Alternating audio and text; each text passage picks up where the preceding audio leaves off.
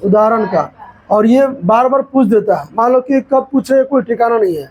ये त्रिभुज से जुड़ा हुआ सवाल है, तो इसमें हम देखेंगे कि इसमें दिया क्या है। पहले नंबर जैसे यहाँ पे देखो, एक्सरसाइज 6 पॉइंट का ही है, एग्जाम्पल 2 है, जिसको हम उदाहरण 2 भी बोल सकते हैं। इसमें लिखा हुआ है या फिर गिवन पॉइंट जो भी है, जो प्रश्न होता है वही गिवन पॉइंट होता है ना, मतलब वही बात जैसे लिख देना होता है। जैसे यहाँ पे देखो, हमने यहाँ पे लिखा है कि ABCD एक क्या है, समलंब चतुर्भुज है। क्या है? समलंब चतुर्भुज है, जिसमें AB समांतर CD है, यानी कि ABCD ये क्या है, समांतर समलंब चतुर्भुज है। समलंब भी है और समांतर भी है, लेकिन फिलहाल हमको क्या करना होगा, समलंब के बारे में चर्चा करना है। क्या करना है? समलंब चतुर्भुज है जिसमें AB यानी कि AB हो गया, समांतर CD यानी कि CD दिखाई दे रहा ना। ऊपर की रेखा और नीचे की रेखा दोनों क्या है, समांतर है। समांतर का मतलब ये नहीं होता कि दोनों भुजा बराबर हो, है ना। समांतर का मतलब ये नहीं कि दोनों भुजा क्या हो, बराबर हो। ये छोटा भी हो सकता है और बड़ा भी हो सकता है, और इनके बीच की दूरी क्या होना चाहिए, बराबर होना चाहिए। क्या होना चाहिए? बीच की दूरी बराबर होना चाहिए, इसलिए इसको हम क्या बोलेंगे, समांतर बोलेंगे। तो ये दोनों भुजा क्या हो गया, समांतर हो गया। कौन कौन? AB और CD। इधर से कहो चाहे BC कहो चाहे CD कहो, कोई दिक्कत नहीं है। अब हमें सिद्ध कर, अच्छा एक चीज और, असमांतर भुजा AD और BC। असमांतर भुजा कौन कौन है? एगो AD है, एगो BC है। अब देख रहे कि BC पर क्रमशः E और F पर क्या करता है, प्रतिच्छेद करता है। E और F पर क्या करता है, प्रतिच्छेद करता है। E कहाँ है और F यहाँ है, E यहाँ और F यहाँ है। और एक चीज और, जब A से C को मिलाया गया, A से C को मिलाया गया, तो E F पर कहाँ कटा, G पर। इसके बारे में हम आगे बात करते हैं। जैसे यहाँ पे देखो, रचना, क्या रचना, A से G को मिलाया, A से G को मिलाया, सॉरी C है, A से C को मिलाया, कट कर देंगे, ध्यान से हट गया ना। A से C को मिलाया और भुजा EF को बिंदु G पर क्या करता है, प्रतिच्छेद करता है। क्या करता है? प्रतिच्छेद करता है। अब प्रूफ करना है। प्रूफ मैंने कल बताया था कि उपपत्ति भी होता है या फिर प्रमाण भी होता है। तो हमने प्रूफ में कहेंगे कि चूंकि AB समांतर DC है, AB समांतर ये कुछ दिया हुआ है पहले से, और EF समांतर AB है, यानी कि देखो ध्यान से, AB समांतर DC का हो चाहे CD का हो, बात बराबर है। एक भुजा को 2 तरह का लिखा जा सकता है, और एक त्रिभुज को 6 तरीका से, और एक कोण को 2 तरीका से लिखा जा सकता है। तो हमने यहाँ पे लिखा है कि AB समांतर DC और EF समांतर AB है। यहाँ पे EF जो है ना, AB के क्या है, समांतर है।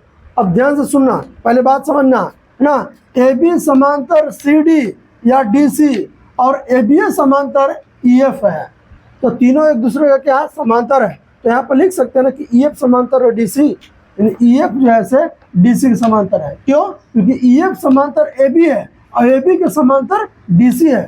तो क्या हम इसके समांतर इसको नहीं लिख सकते हैं? आराम से लिख सकते हैं।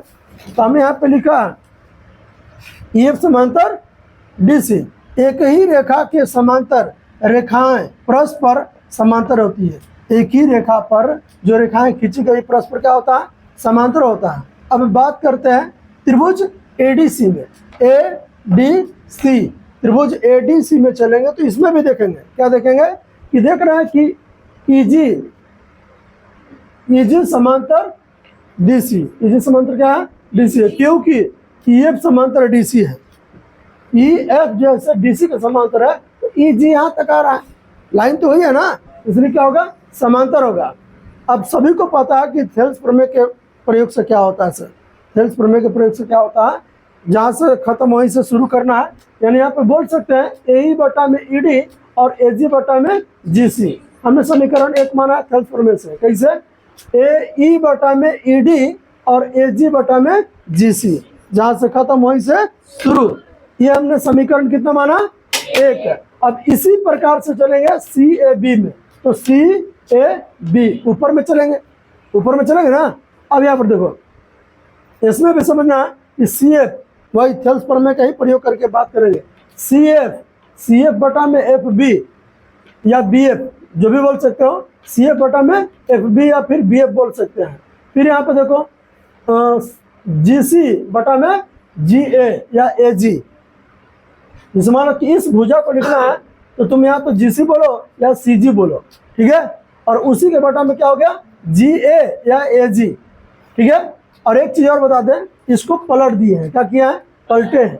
क्यों पलटे हैं अभी बताते हैं, है ना।